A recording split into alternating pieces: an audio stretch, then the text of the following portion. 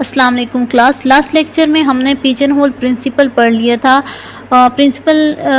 Pigeon whole principal को हमने दोनों पढ़ लिए थे, हमने सिंपल भी पढ़ लिया था और जनरलाइज भी पढ़ लिया था। ठीक है, अब नेक्स्ट हमारे पास है टॉपिक परमुटेशंस एंड कम्बिनेशंस। कि आपने पहले किया हुआ होगा फर्स्ट ईयर में। ठीक है, सिंपल सा हमारे पास परमुटेशन की डेफिनेशन है कि अ permutation of set of distinct objects is an ordered arrangements of these objects, ordered arrangements। ठीक है, यानी हमारे पास एक सेट अगर गिवन हो, जैसे यहाँ पे हमारे पास सेट है 1 2 3, तो इसके जितने भी इसके जो ऑब्जेक्ट्स हैं ये 1 है 2 है और 3 है, इसके जितने भी पॉसिबल कम्बिनेशंस होंगे या अरेंजमेंट्स होंगी ऑर्डर्ड अरेंजमेंट्स, उनको हम कहेंगे कि इसकी क्या है, परमुटेशंस हैं। ठीक है, जैसे इसकी अगर मैं देखूँ 1 2 3 की, तो कितनी परमुटेशंस पॉसिबल होंगी, 1 2 3 पॉसिबल है। ठीक है, 1 3 2 है। फिर अगर हम 3 2 1 कर दें, वो भी एक कॉम्बिनेशन बन जाएगा। ठीक है, उसके बाद अगर मैं लिख दूँ 3 1 2, इस तरह से जितने भी पॉसिबल परमुटेशंस होंगी तो आपने सारी लिखनी होती हैं, उसको हम कहते हैं कि ये क्या है, इसकी परमुटेशंस है। ठीक है, यहाँ पे गिवन भी है। ठीक है, वो आप लोगों ने देख लेना है। अब इससे रिलेटेड हमारे पास जो फर्स्ट क्वेश्चन है, अगर हम परमुटेशंस को देखें तो परमुटेशंस को अगर हमारे पास एक सेट है जिसमें हमारे पास n एलिमेंट्स हैं, जैसे इस सेट में हमारे पास 3 एलिमेंट्स हैं। ठीक है, और अगर इसमें से हमने 2 2 का कम्बिनेशन लेना है। ठीक है, n हमारे पास क्या है, 3 है। n हमने टोटल नंबर ऑफ एलिमेंट्स होंगे सेट के, और r हमारे पास जितने एलिमेंट्स का हमने कम्बिनेशन लेना है वो हो जाएगा। ठीक है, जैसे इसमें से अगर मैं कहूँ कि 2 2 का कम्बिनेशन बनाओ, 2 2 का कम्बिनेशन हम इस तरह से बनाएंगे 1 2 1 3 इस तरह से। ठीक है, तो अगर हमारे पास n total number of objects हों सेट में और r ऑब्जेक्ट्स हमने चूज़ करने हों, तो हमारे पास उस परमुटेशन को हम रिप्रेजेंट करेंगे NPR से, और उसका फार्मूला हमारे पास होगा n factorial divided by n minus r factorial. ठीक है, इसका ये वाला फार्मूला आप लोगों ने याद रखना है। इसका प्रूफ डिटेल ऊपर गिवन है, वो आप लोगों ने पढ़ लेनी है। ठीक है, ये फार्मूला आप लोगों को याद होना चाहिए। और दूसरा आप लोगों ने एक बात याद रखनी है कि 0 फैक्टोरियल जो है वो किसके इक्वल होता है, 1 के इक्वल होता है। ठीक है, जहाँ भी 0 फैक्टोरियल आएगा तो वो हमारे पास इक्वल होगा किसके, 1 के। अब एग्जाम्पल नंबर 3 है, how many arrangements of the letters of word object can be formed if each letter is used once. ठीक है, कह रहे हैं कि ऑब्जेक्ट में जितने भी लेटर्स हैं, कितने हमारे पास इसमें अल्फ़ाबेट्स हैं, 1 2 3 4 5 6, यानी n हमारे पास क्या होगा, 6 होगा। टोटल नंबर ऑफ ऑब्जेक्ट्स कितने, 6 हैं। और चूज़ हमने कितने करने हैं, क्योंकि कहा हुआ है कि ईच लेटर, हर लेटर को हम चूज़ कर सकते हैं, तो हमने r क्या लेना है, r भी हमारे पास 6 होगा। अब हमने अगर नंबर ऑफ अरेंजमेंट्स फाइंड करने हैं तो हम सिंपल 6p6 फाइंड करेंगे, तो हमारे पास आंसर आ जाएगा। 6p6 का क्या फार्मूला होता है, हमारे पास NPR का फार्मूला होता है n factorial divided by n minus r factorial. ठीक है, ये फार्मूला होता है। अब यहाँ पे क्योंकि हमने 6p6 फाइंड करना है, तो n भी हमारे पास 6 है, तो ऊपर हमारे पास हो जाएगा 6 फैक्टोरियल डिवाइडेड बाय, यहाँ पे हमारे पास n भी 6 है, माइनस r भी क्या है, 6 है, तो 6 माइनस 6 फैक्टोरियल हो जाएगा। और ये हमारे पास हो जाएगा 6 फैक्टोरियल डिवाइडेड बाय 6 माइनस 6 क्या हो जाएगा, 0 फैक्टोरियल। ठीक है, और 0 फैक्टोरियल क्योंकि 1 के इक्वल है, तो 6 फैक्टोरियल डिवाइड बाय 1 हो जाएगा, और वो हमारे पास किसके इक्वल हो जाएगा, 6 के इक्वल हो जाएगा। ठीक है, 6 फैक्टोरियल के इक्वल हो जाएगा। तो 6 फैक्टोरियल आपको फाइंड करना आता है, आप कैलकुलेटर में फाइंड कर लें, बेशक इसका आंसर हमारे पास आ जाएगा 720। ठीक है, तो इस तरह से अब जितने भी ऑब्जेक्ट्स होंगे, हाँ, जितने भी आपको वर्ड्स गिवन होंगे कि इसकी पॉसिबल कम्बिनेशंस बताएं, जैसे ये ऑब्जेक्ट गिवन है, ठीक है, ये प्लेस गिवन है, तो उसके आपने परमुटेशंस फाइंड कर लेना है। ठीक है, प्लेस में अगर आप देखें तो प्लेस में कितने टोटल अल्फ़ाबेट्स हैं, 1 2 3 4 5 हैं, तो आपने क्या फाइंड करना है पॉसिबल कम्बिनेशंस में, 5p5 फाइंड करना है। ठीक है, वो इसका आंसर होगा। उसके बाद हमारे पास नेक्स्ट है क्वेश्चन है कि how many possibilities are there for the win, place and show first second and third positions. ठीक है, first second and third position हमारे पास कितनी पॉसिबिलिटीज़ होंगी फर्स्ट सेकेंड और थर्ड पोजीशन के लिए in a horse race with 12 horses. Horse race में जिसके टोटल 12 हॉर्सेस हैं, if all orders of finish are possible. ठीक है, अब देखें कि टोटल हॉर्सेस कितने हैं, 12 हैं, उसको हमने n ले लेना है। n हमारे पास किसके इक्वल हो जाएगा, 12 के। और पॉसिबिलिटीज़ कितनी हैं, फर्स्ट है, सेकंड है और थर्ड, यानी 3 पॉसिबिलिटीज़ हैं। तो r हमारे पास क्या हो जाएगा, 3 हो जाएगा। ठीक है, अब आपने नंबर ऑफ़ पॉसिबिलिटीज़ फाइंड करनी है, तो आपने सिंपल क्या करना है कि 12 factorial divided by 12 minus 3 factorial, यानी हमारे पास क्या हो जाएगा, n factorial divided by n minus r factorial. और n और r दोनों की वैल्यूज़ आपको पता है, वो आपने यहाँ पे पुट कर देनी है, तो आपके पास ये हो जाएगा। ठीक है, उसके बाद हमारे पास नेक्स्ट ये क्वेश्चन है कि how many permutations of the letter A B C D E F G H। ठीक है, this letter contains the string C D E। String हमारे पास कितना कंटेन करता है, C D E।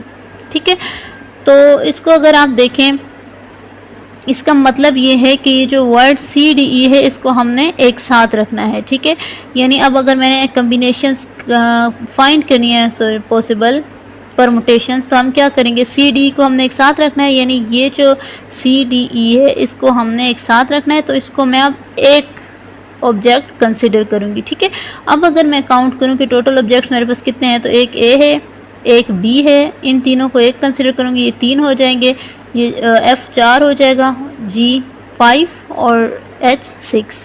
ठीक है, तो टोटल हमारे पास कितने ऑब्जेक्ट्स हो गए, 6 हो गए, यानी n इज इक्वल टू हमारे पास हो जाएगा 6। ठीक है, n हमारे पास कितना हो जाएगा, 6 हो जाएगा, n 6 हो गया। अब हमने क्या करना है, अब हमने क्योंकि परमुटेशंस फाइंड करनी है, तो n हमारे पास 6 है और हम 6 के 6 लेटर्स को चूज़ कर सकते हैं, तो r भी हमारे पास 6 हो जाएगा। ठीक है, और r भी हमारे पास 6 हो जाएगा। अब हमने अगर पॉसिबल परमुटेशंस फाइंड करनी है, तो सिंपल हम NPR फाइंड कर लेंगे। ठीक है, number of possible permutations would be NPR, और n क्योंकि 6 है, p भी 6 है, तो 6p6 हम लोग फाइंड कर लेंगे। ठीक है, क्या आप लोगों ने कर लेना है। अब नेक्स्ट क्वेश्चन हमारे पास है कि the string containing BA and FGE। ठीक है, अब हमारे पास आप देखें कि स्ट्रिंग हमने फाइंड करनी है पॉसिबल्स, जिसमें हमारे पास BA और FGE ये एक साथ आए। ठीक है, यानी BA अगर मैं इस तरह से रखूं तो B और A हमेशा एक साथ आए, ये कंडीशन है। और दूसरी क्या कंडीशन है कि FG और H एक साथ आए। ठीक है, FG और H हमारे पास क्या आए, एक साथ आए। इसके अलावा कौन कौन से बचे हैं, ये BA तो हो गए, इसको काट देती हूँ, C बच गया, BA हो गए और FGH हो गए, FGH इनको काट देती हूँ। ठीक है, बाकी जो बचे वो नीचे लिख देती हूँ, एक C है, एक D है और एक E है। ठीक है, अब आप देखें कि हम इसको एक कंसिडर करेंगे, BA क्योंकि एक हावे के एक साथ आएगा, FGH क्योंकि एक साथ आएंगे, इनको हम एक वर्ड कंसिडर करेंगे। तो ये हमारे पास अब टोटल कितने हो जाएंगे, 1 2 3 4 और 5 हो जाएंगे। ठीक है, तो इसमें यहाँ पे इसका सोल्यूशन में लिखा भी है कि क्योंकि हमने BA because the letters BA and FGH must occur in 2 blocks, तो हमारे पास जो अब n होगा वो क्या हो जाएगा, n इज इक्वल्स टू 5 लिया हुआ है, ये देखें। और r क्योंकि हम हर वर्ड को एक बार चूज़ कर सकते हैं, तो ये हमारे पास हो जाएगा 5। और फिर हमने सिंपल क्या करना है ना, रिक्वायर्ड नंबर ऑफ परमुटेशंस हमारे पास हो जाएंगी 5p5, यानी NPR, n भी 5 है और r भी 5 है। ठीक है, उसका फार्मूला आपको पता है, ये हमारे पास हो जाएगा 5 factorial divided by 5 minus 5 factorial. ठीक है, और 5 माइनस 5 हमारे पास होता है 0 फैक्टोरियल, तो ये 5 फैक्टोरियल के इक्वल आ जाएगा। ठीक है, तो इस तरह से आप इस तरह के सारे क्वेश्चंस आपने कर लेने हैं। उसके बाद हमारे पास नेक्स्ट जो परमुटेशन है वो है permutation with repeated objects. Repeated का क्या मतलब है, अभी जो हमने सेट लिया था, हमने डिस्टिंक्ट ऑब्जेक्ट लिया था, यानी कि हमारे पास A था, B था और C, सेट में ऐसे एलिमेंट्स थे। अब हम कह रहे हैं कि अगर हमारे पास सेट में इस टाइप के एलिमेंट्स आ जाएं, ठीक है, हम सेट तो उसको नहीं कह सकते, लेकिन अगर हमारे पास पॉसिबिलिटीज़ इस तरह से आ जाएं कि जैसे A हो, ठीक है, A हो और B हो, ये A क्या हो गया हमारे पास 2 बार रिपीट हो गया है।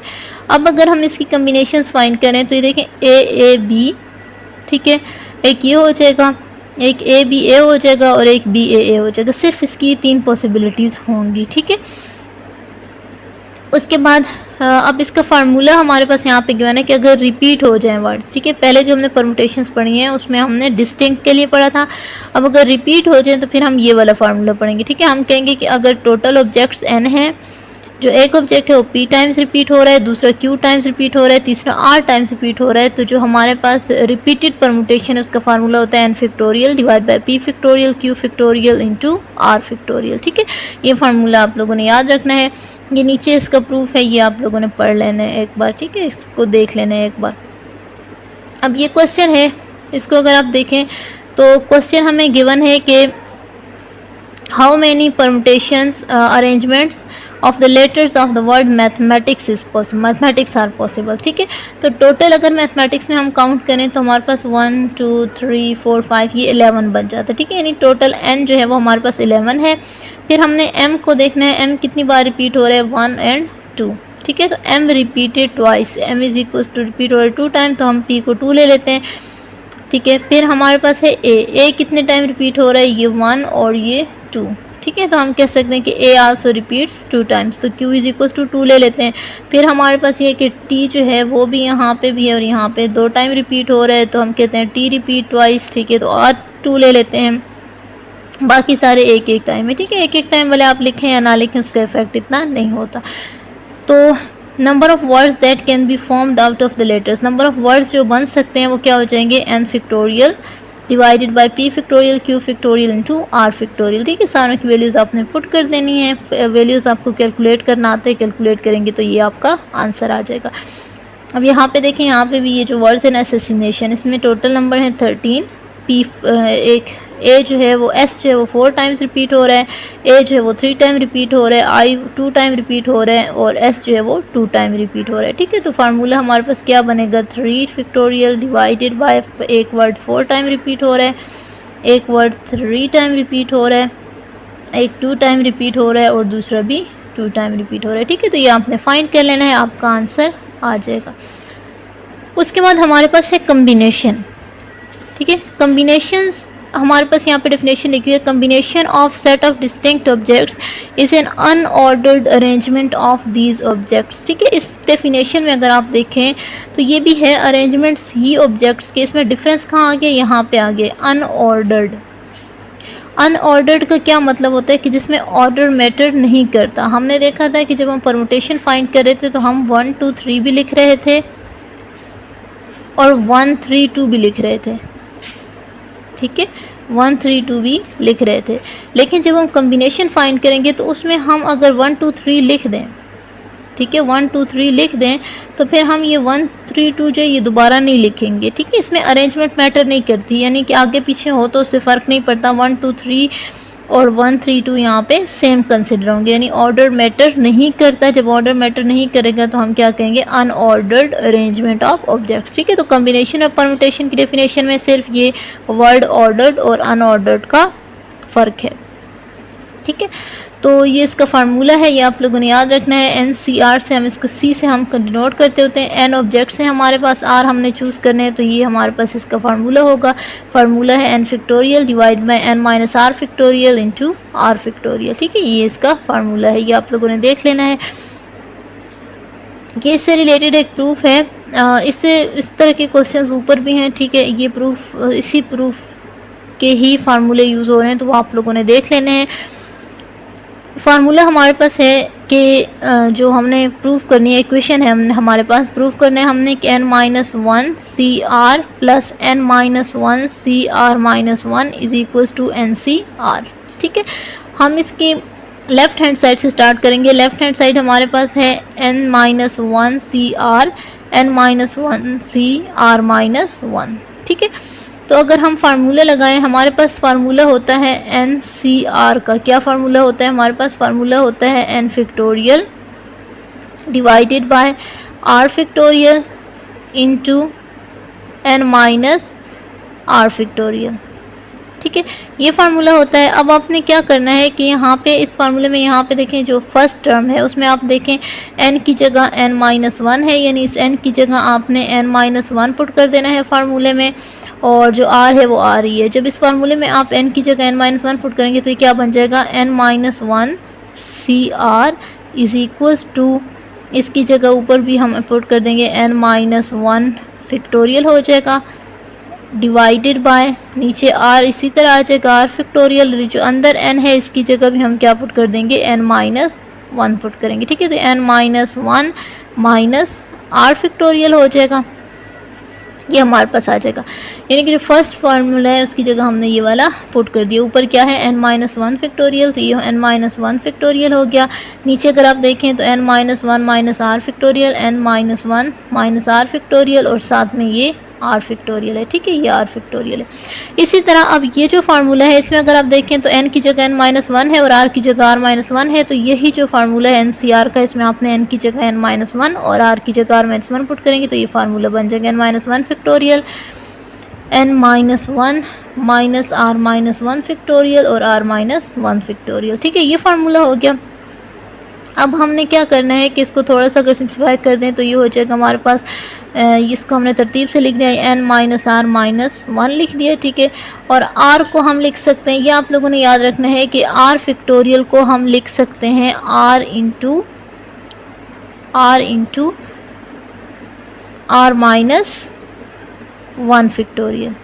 ठीक है, ये आप लोगों ने स्टेटमेंट याद रखनी है कि अगर इस फॉर्म का हमारे पास इंटीग्रल है तो उसको हम r फैक्टोरियल के इक्वल लिख सकते हैं। ठीक है, इसको आप वेरीफाई भी कर सकते हैं। जैसे 3 फैक्टोरियल अगर आप लें तो ये इक्वल होता है 3 इंटू 3 माइनस 1 फैक्टोरियल। इसका अगर दोनों साइड से आप आंसर निकालें तो सेम ही आएंगे। ठीक है, तो ये फार्मूला जो है ये आप लोगों को याद होना चाहिए, बहुत सारे प्रूफ में यूज़ होगा। अब यहाँ पे हमने करना क्या है कि ये जो ऊपर ये r फैक्टोरियल है इसकी जगह हमने लिख दिया है r इंटू r-1 फैक्टोरियल।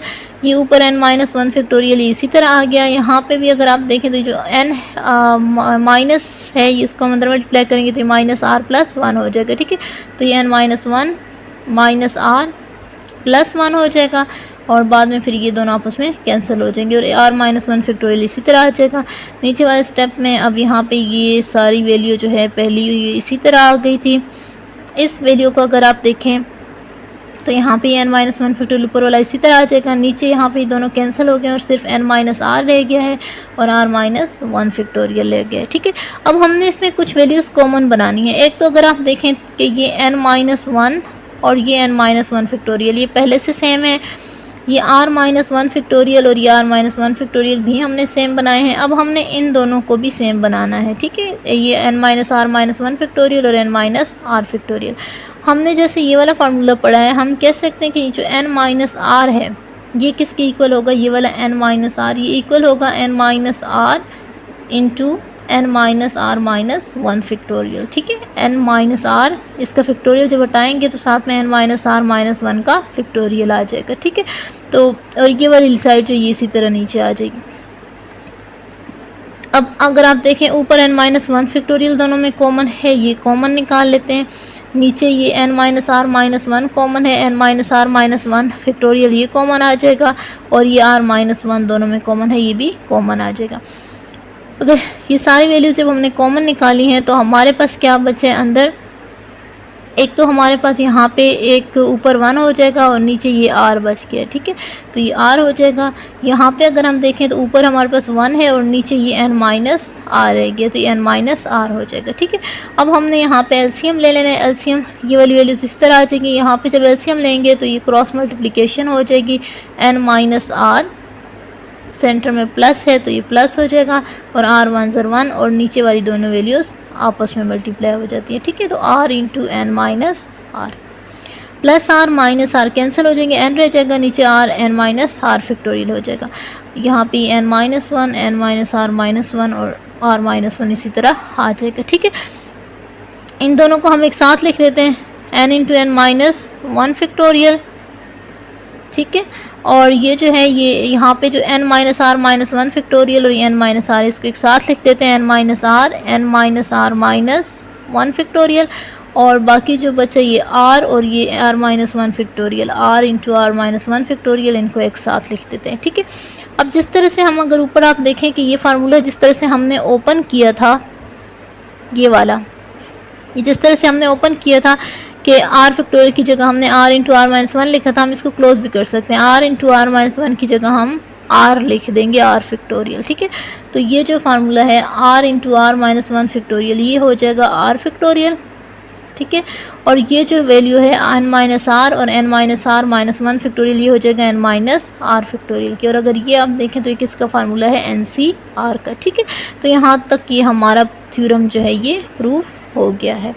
तो इस तरह से हम बाकी जो ऊपर प्रूफ है वो भी आप लोगों ने देख लेना है, इसी तरह से करने हैं। ठीक है, ये क्वेश्चन है कि हमें सेट गिवन है 1 2 3 4 5 और क्वेश्चन है कि list all the 3 permutations find करने हैं सारे और 3 कम्बिनेशंस फाइंड करने हैं। ठीक है, पहले तो हम देख लेते हैं कि हम देखते हैं कि हमारे पास हैं कितने पॉसिबल परमुटेशंस हैं। टोटल हमारे पास कितने इसमें हैं, 1 2 3 4 5, यानी n हमारे पास क्या है, 5 है। और हमने कितने जो एक टाइम पे हमने कितने लेने हैं, 3 लेने हैं, तो r हमारे पास क्या हो जाएगा, 3 हो जाएगा। ठीक है, इसमें से हमने 3 एलिमेंट्स लेने हैं तो r 3 हो जाएगा। अब फर्स्ट क्वेश्चन है ए पार्ट के, हमने परमुटेशंस फाइंड करने हैं। पहले हम देख लेते हैं कि परमुटेशंस टोटल पॉसिबल हैं कितनी। तो हमने परमुटेशंस के लिए क्या करेंगे, 5 है टोटल, तो 5p3 का फार्मूला लगाएंगे। ठीक है, 5p3 लगाएंगे तो इसका आपने 5 factorial divide by 5 minus 3 factorial हो जाएगा और इसका आंसर आपके पास आ जाएगा 60, यानी टोटल 60 परमुटेशंस पॉसिबल हैं।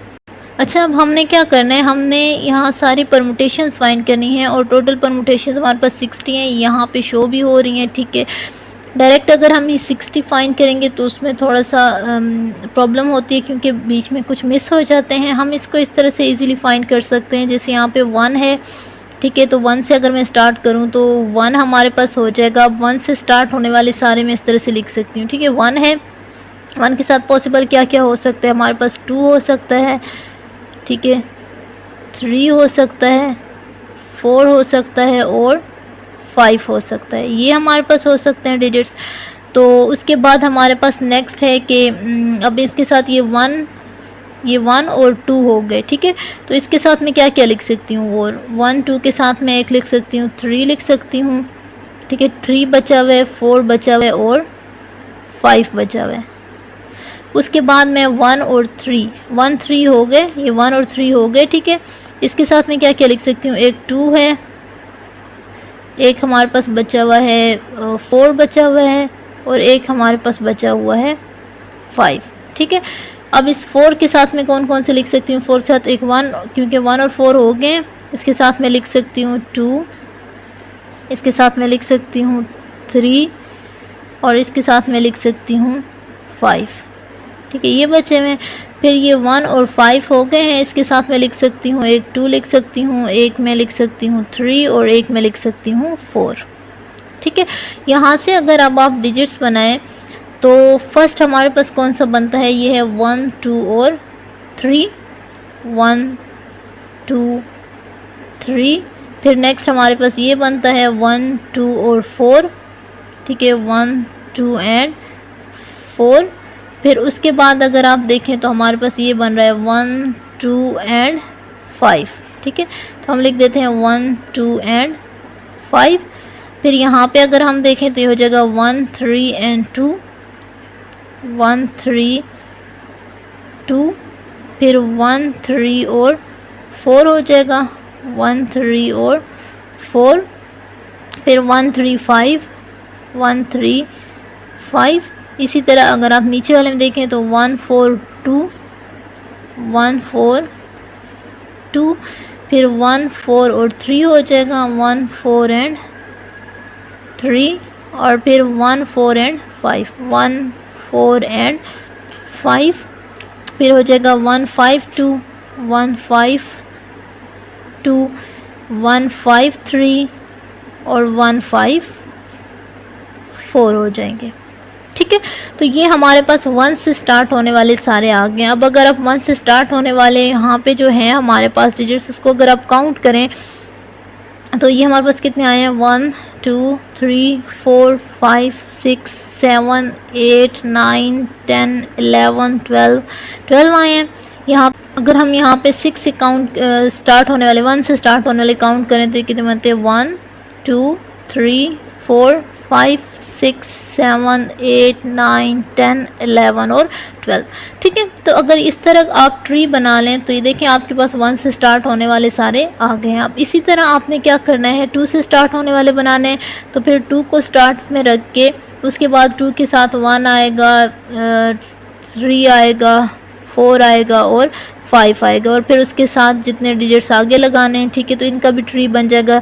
12 वो आ जाएंगे, फिर 3 के साथ आपने स्टार्ट करने वाला 3 का ट्री बनाना है। इस तरह से आप सारे ट्रीज बना के ये 60 के 60 डिजिट्स आप लोग फाइंड इजीली कर सकते हैं। ठीक है, इससे एक ये फ़ायदा होता है कि कोई मिसिंग है या नहीं ये हमें इजीली पता चल जाता है। ठीक है, क्योंकि पूरे होंगे, कोई मिसिंग नहीं होगा।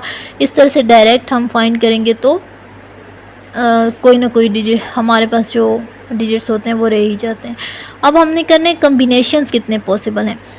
कम्बिनेशंस में क्या होता है कि कम्बिनेशन में हमने कहा था कि ऑर्डर मैटर नहीं करता। ठीक है, कम्बिनेशन में क्या होता है, अनऑर्डर्ड अरेंजमेंट्स होती है, ऑर्डर मैटर नहीं करता।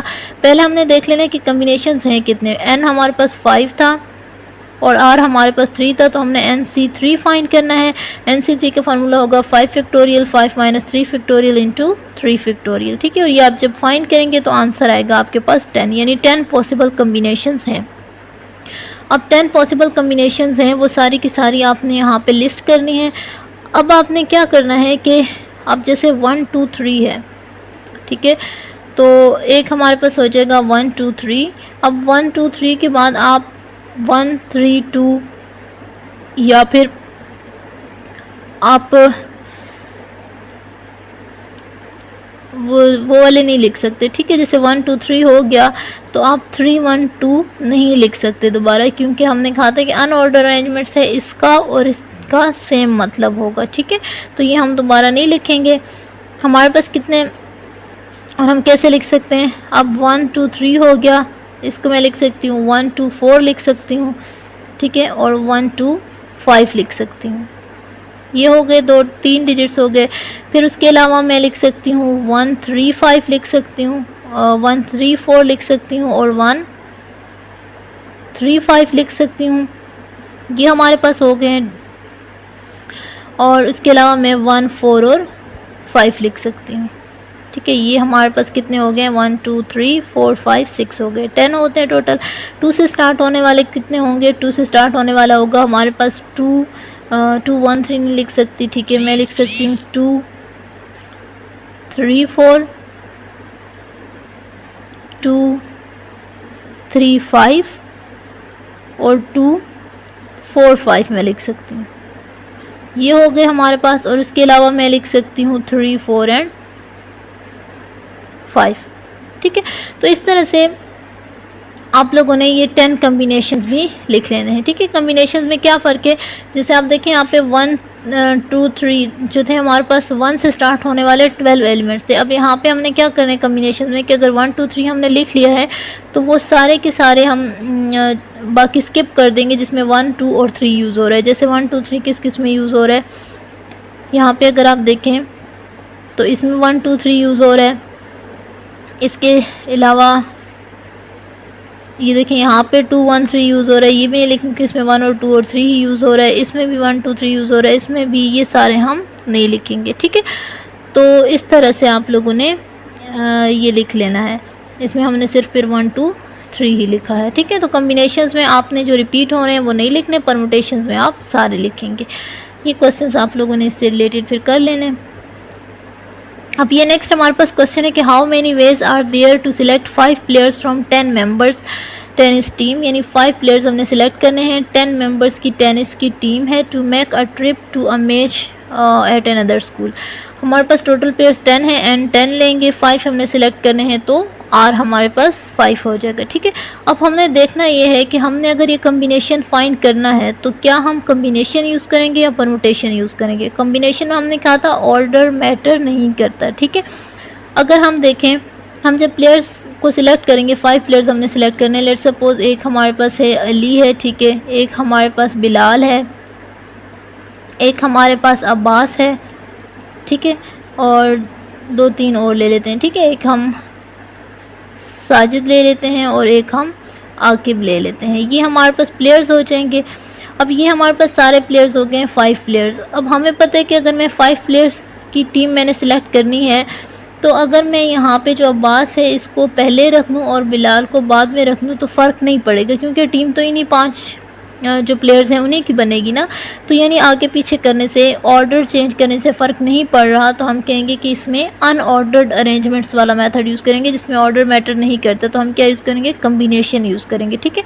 तो हम यूज़ करेंगे ये 10C5 फाइंड करेंगे, ठीक है। 10C5 फाइंड करेंगे तो ये आपके पास आंसर हो जाएगा। इस टाइप के क्वेश्चन जब भी आएंगे तो आप लोगों ने ये याद रखना है कि ये आप लोगों ने ठीक से देखना है कि हम कम्बिनेशन यूज़ करेंगे या परमुटेशन यूज़ करेंगे, ठीक है। तो इससे रिलेटेड क्वेश्चंस की आपने प्रैक्टिस करनी है। अब ये हमारे पास क्वेश्चन है कि how many bit strings of length 10 contains exactly 4 ones, ठीक है। बिट स्ट्रिंग में हमारे पास आपको पता है कि 2 ही एलिमेंट्स होते हैं, एक 0 होता है और एक 1 होता है, ठीक है। ये हमारे जिस तरह बाइनरी हमारे पास कोड्स होते हैं ना, तो ये 0 और 1 इसमें होते हैं, ठीक है। तो बिट स्ट्रिंग में हमारे पास 2 ही डिजिट्स होते हैं, 0 और 1। कह रहे हैं कि लेंथ हमारे पास 10 है, यानी n हमारे पास क्या है, n हमारे पास 10 है, टोटल लेंथ 10 है। और हमने क्या करना है, हमने 4 वंस चूज़ करने हैं। हमने क्या करना है, वंस कितने चूज़ करने हैं, 4 चूज़ करने हैं। तो जो फर्स्ट पार्ट है ए पार्ट, उसमें हम क्या करेंगे, n को हम लेंगे 10 जो कि हमने लिया हुआ है, ठीक है। n को हम लेंगे 10 और क्योंकि हमने 4 जो है वो वंस चूज़ करने हैं तो r हम लेंगे 4, ठीक है। और आपने कम्बिनेशंस जो है वो 10 4 जो है वो फाइंड कर लेना है। तो C10 4 फाइंड करेंगे, इसको हम C10 4 कम्बिनेशन को C10 4 इस तरह से भी लिखते होते हैं और ऐसे भी लिखते होते हैं, ठीक है।